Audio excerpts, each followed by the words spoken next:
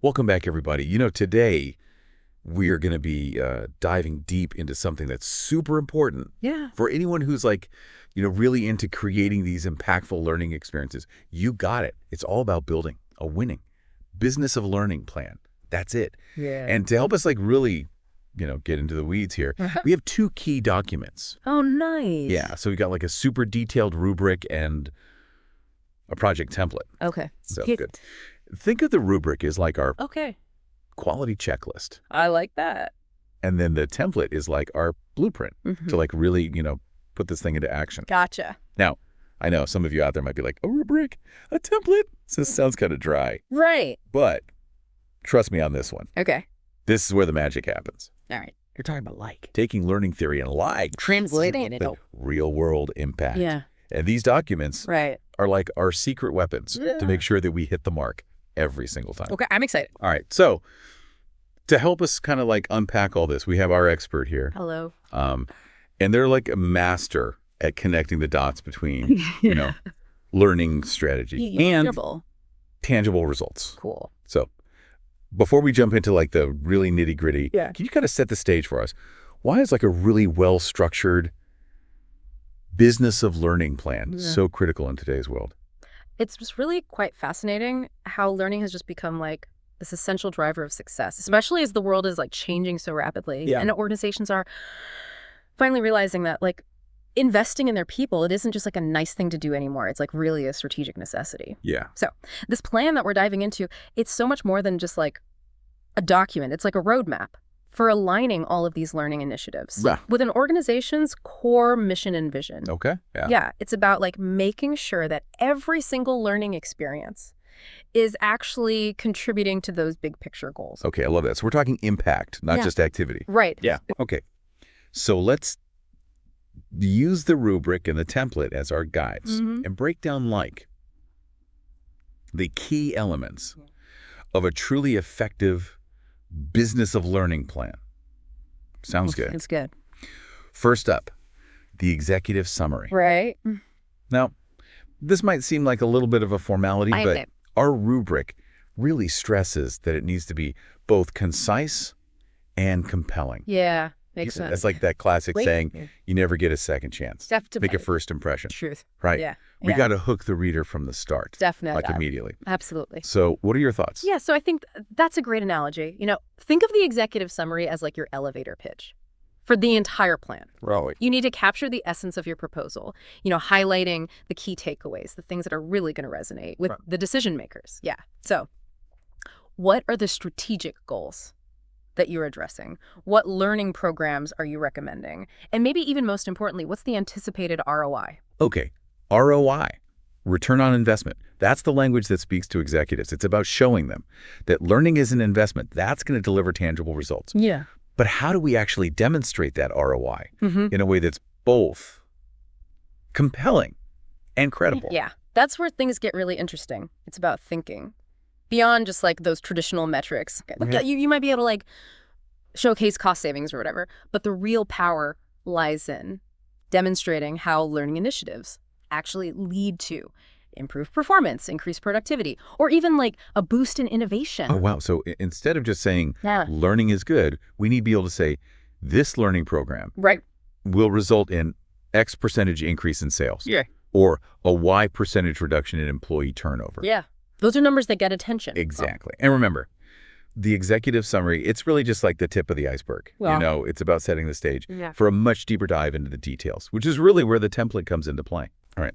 Let's move on to the next section of our rubric. Yeah. Which is last year's accomplishments. Okay, now, this isn't just about listing everything you did. It's about showcasing impact. Okay. And the rubric specifically calls for outstanding achievements. What does that actually mean in this context? Yeah.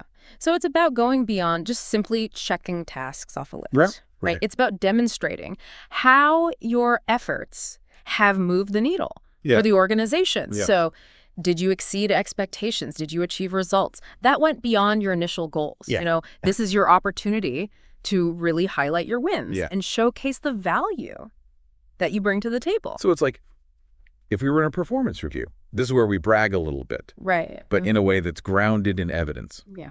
and tied to real outcomes. Precisely. And it's also important to remember that the word outstanding, it can be pretty subjective. Well. So what might be outstanding in one organization might just be considered standard in another. It's all about understanding the context and highlighting those achievements that are truly noteworthy within that specific environment. Yeah. So we need tailor our message to the audience and highlight those accomplishments that are really going to resonate with them. Right, exactly. That makes sense. Okay. Next up, we have strategic alignment. Okay. This is a term that gets thrown around a lot. Yeah. But what does it really mean in the context of a business of learning plan? So in the bigger picture, strategic alignment means making sure that your learning initiatives are truly in sync with the organization's overall mission and vision. Okay. It's like weaving learning into the very fabric of the organization's goals. Right. Not treating it as a separate siloed activity. I love that. Weaving learning into the fabric. It's about making sure that learning is integral to everything the organization does. Yes. But how do we actually make that happen in practice? Can you give me a real world example? Yeah. Let's imagine a company that's really laser focused on innovation. Okay. So their business of learning plan should really reflect this by prioritizing programs that foster creative thinking, problem solving, and a willingness to experiment. Okay. Yeah. So maybe they invest in design thinking workshops, hackathons, or even mentorship programs that connect employees with experienced innovators. The key is to make sure that those learning initiatives are actively contributing to that culture of innovation. It's not just about training people for their current roles. It's about developing the skills and mindsets that are going to enable the entire organization to adapt and thrive in this rapidly changing world. Exactly. That's powerful stuff. It is. Okay, let's move on to the business case for learning. This is where we really got to make our pitch. Yes. Convince stakeholders Yeah. that investing in learning is absolutely essential for the organization's success. You're absolutely right. This is where you need to showcase a really deep understanding of the organization's needs and challenges, and then make that compelling argument for how learning can address those needs and drive positive change. I noticed that the rubric specifically calls for innovative justifications. Yes. So we need to think outside the box here, right? Yeah. We can't just rely on the typical arguments. For learning and development. Yeah, exactly. It's about showcasing your creativity and strategic thinking. Don't just fall back on those usual talking points. About skill gaps or employee engagement, dig deeper, explore unique ways to highlight the value of learning.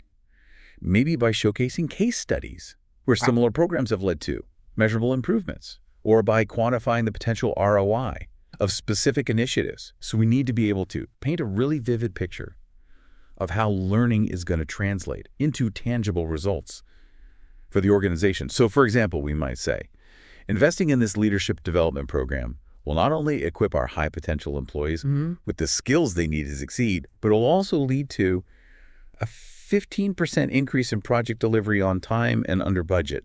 Yeah. Something like that. That's a fantastic example. You're not just making a general statement about the benefits of leadership development. You're connecting it to a specific business outcome. That really matters to the organization. That's the kind of argument that will resonate with those decision makers. This is great. We're starting to see how all these pieces of the plan really fit together. But let's take a break here and come back for part 2 of our deep dive, where we'll explore the rest of the rubric and delve even deeper into the template. Sounds great. All right. See you soon.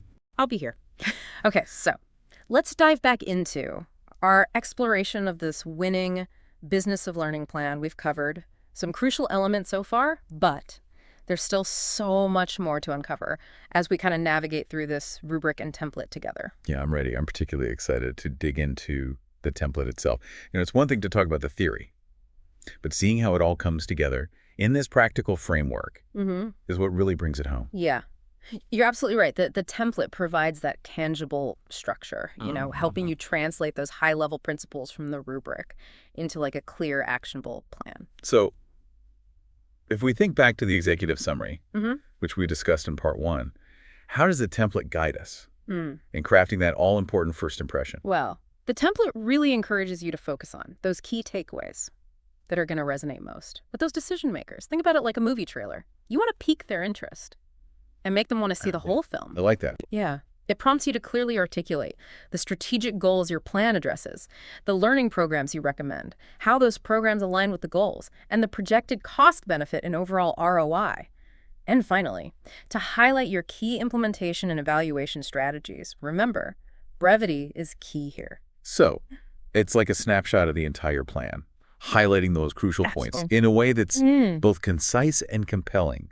It's about grabbing their attention and making them eager to dive into those details. No pressure, right? It's definitely a crucial piece of the puzzle, but the good news is the template is there to guide you every step of the way. And once you've nailed that executive summary, you can move on to really fleshing out those ideas in the main body of your plan. Okay, so what comes after the executive summary and the template? So the template recommends combining parts A, B, and C of your plan into a single comprehensive document. This is where you really dive deeper into those elements that we've been discussing, last year's accomplishments, strategic alignment, the business case, and so on. So this is where all the groundwork we've done in understanding the rubric really pays off. We take those principles and turn them into a concrete plan. Exactly. You'll be building on that foundation. You laid in your executive summary, providing the evidence, the rationale, and the detailed plans to support your recommendations. And remember, the template provides that structured framework.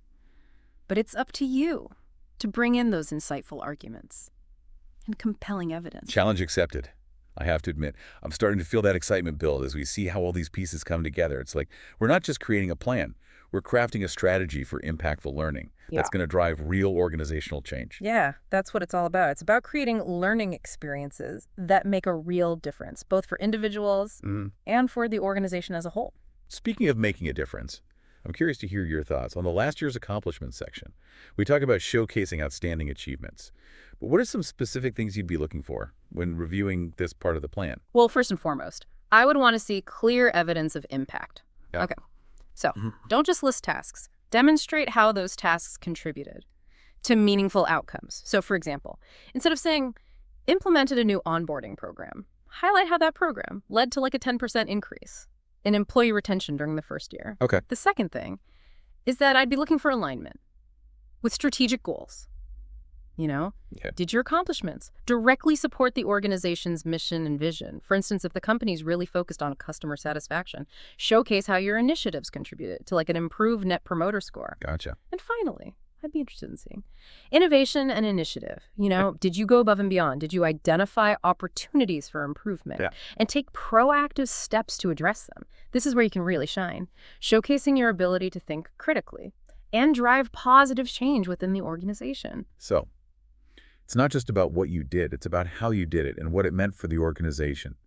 It's about framing your accomplishments in a way that resonates with those strategic priorities of the organization. Precisely. This section is your chance to demonstrate your value and your commitment to impactful learning. Got it. Okay, let's move on to strategic alignment. We talked about weaving learning into the fabric of the organization, but how does that translate into the actual plan? So this is where you articulate how your learning initiatives directly support the organization's strategic goals. You need to draw a really clear connection between learning activities and desired business outcomes, for instance. If the organization's aim is to improve customer satisfaction, you want to highlight programs that develop communication, problem-solving, and empathy skills. They're like drawing a straight line between the learning program and the strategic objective, showing that they're inextricably linked. We're not just training for the sake of training, we're developing skills that directly contribute to the organization's success. That's a great way to put it. This section demonstrates your understanding of the organization's priorities and how learning can play that really vital role in achieving them. Okay. Let's move on to the business case for learning. This feels like the heart of the plan, where we make our argument for why investing in learning is essential. Absolutely. It's where you demonstrate your understanding of the organization's needs and challenges. You're painting that compelling picture of how learning can address those needs and drive positive change. And, if we recall, the rubric emphasizes innovative justifications.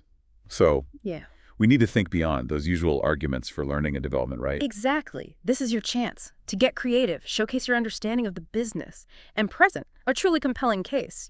Instead of simply stating that learning is good, provide concrete examples of how specific learning programs will lead to measurable improvements. So how can we do that? What are some examples of those innovative justifications? So one approach is to focus on the ROI of specific learning programs. Can you quantify the impact of past initiatives? Can you show how investing in learning leads to tangible improvements in areas like productivity, customer satisfaction, or employee retention?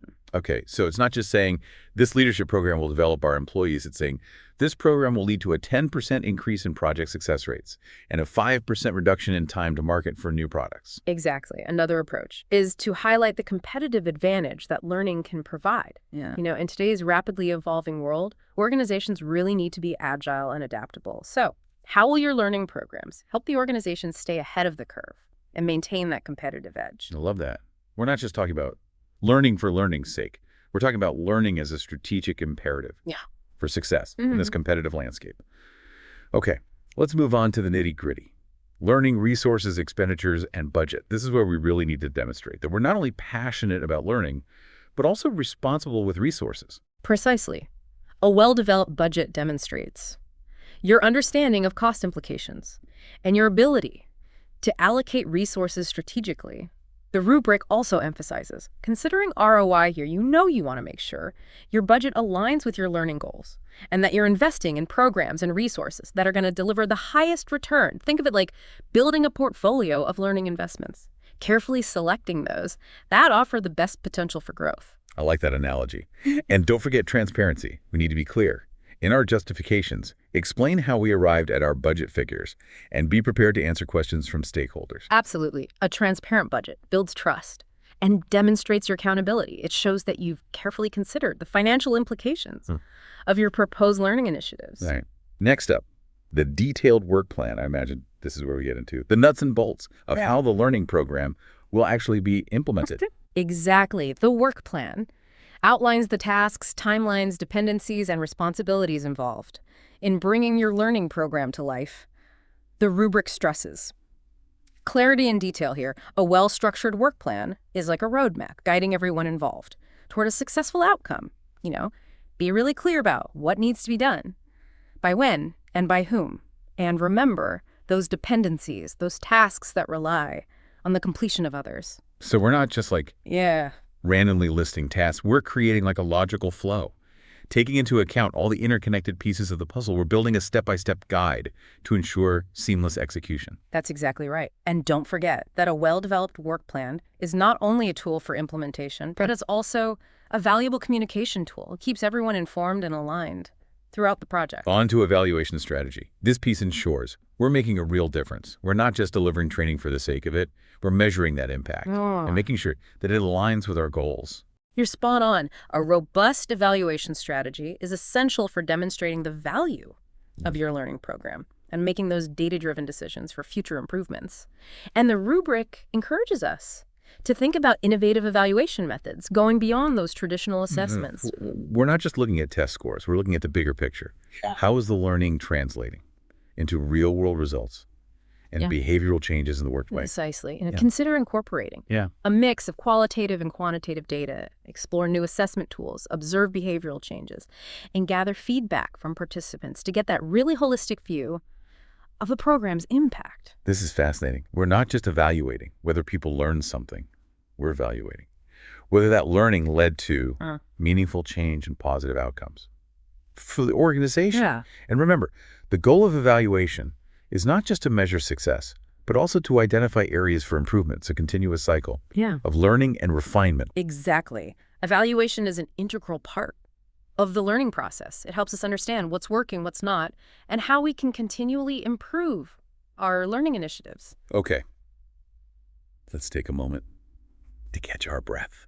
We've covered a lot of ground, from the executive summary to the evaluation strategy. We've really started to see how all these pieces of the business of learning plan work together to create a truly impactful learning experience. Yeah, and we still have a few more key elements to explore. But let's take a short break here and come back for part 3 of our deep dive, where we'll wrap up our exploration of the rubric and template. Okay, so we're back for the final part of our deep dives into building this winning business of learning plan. I feel like we've already uncovered so much Yeah. about like crafting these learning experiences that really make It is of it. But there are still a few essential pieces of the rubric and template that we need to explore before we wrap up. Okay, perfect. I'm all ears. So what's next on our journey to becoming, business of learning plan masters? Let's talk about reference. Now, I know this might seem like a small detail, but it plays a really crucial role in establishing credibility and showcasing the rigor of your research. It's not just about, flapping on a bibliography at the end. It's about demonstrating that we've done our homework and that we're presenting information in a way that's ethical and responsible. Exactly. The rubric emphasizes accurate citations and a consistent citation style throughout your plan. This signals to your audience that you've carefully considered your sources and that you're committed to Academic integrity. So it's like the difference between saying, I read something interesting somewhere, and saying, according to a 2023 study published in the Journal of Applied Psychology. The latter just carries a lot more weight. Absolutely. Proper citations. Lend credibility to your arguments and demonstrate that. You're not just pulling ideas out of thin air. You've consulted reputable sources and you're presenting information that's grounded in research. Plus, it makes your plan look way more professional and polished. Attention to detail matters. All right, so as we head into the final stretch here, let's talk about those foundational elements that underpin a successful plan, overall organization, and clarity. Okay, those are essential for creating a plan that's not only informative, but also easy to understand, navigate, and implement. Think about it. If your plan is like a jumbled mess, it's going to be really hard for anyone to get on board with your vision. Yes, it's like, we've baked this amazing cake full of insights and strategies, but now we need to present it in a way that's like visually appealing and easy to digest. That's a great analogy, yeah. The rubric highlights the importance of Presenting information in a logical and structured manner, Your content should flow smoothly with clear transitions between sections and like a consistent format that makes it easy to follow. Okay, so it's like creating a well-designed website. You want users to be able to find the information they need quickly and easily without getting lost in a maze of confusing menus and links, right? Yes. Well-organized plan guides the reader effortlessly, just like a well-designed website. Exactly. And clarity is just as important as organization, We need to make sure that our language is clear and concise, free of jargon, remember. We're trying to communicate our ideas effectively, not impress people with our vocabulary. It's like that famous quote often attributed to Albert Einstein, if you can't explain it simply, you don't understand it well enough. I love that. And it applies perfectly to crafting a business of learning plan. We need to be able to articulate our ideas in a way that's accessible to everyone, regardless of their background or expertise. And don't forget the power of visuals. Charts, graphs, diagrams, they can all help to break up text, highlight key points, and make complex information more digestible. Yeah. Visuals are like a fantastic way to enhance both clarity and engagement. They can help to tell a story with your data and make your plan more memorable. Okay. I think we've covered all the bases here. We explored the importance of a compelling executive summary, showcasing those outstanding achievements, aligning learning with strategic goals, building that rock-solid business case, demonstrating a responsibility with resources, developing that detailed work plan, creating that robust evaluation strategy, citing our sources accurately, and ensuring overall organization and clarity. It's been quite a journey, but I feel like we've really broken down what it takes to create a business of learning plan that will truly drive impact. And remember, this is just the beginning. The real magic happens when you take these principles and apply them to your own unique context, crafting a plan that reflects the specific needs and goals of your organization. That's a great point. It's not about blindly following a template, but rather using it as a framework to guide your thinking and help you structure your ideas. The true power lies in your ability to analyze, synthesize, and create something that's both meaningful and effective. So, as you embark on your own business of learning journey, keep these insights in mind and always prioritize impact, innovation, and a deep understanding of your organization's needs. Couldn't have said it better myself. Well, with that, we wrap up our deep dive into the business of learning, rubric and template. We hope you found this exploration insightful and that you feel equipped Yeah. to create learning experiences that truly make a difference. Thanks for joining us, and we'll see you next time. Goodbye, everybody.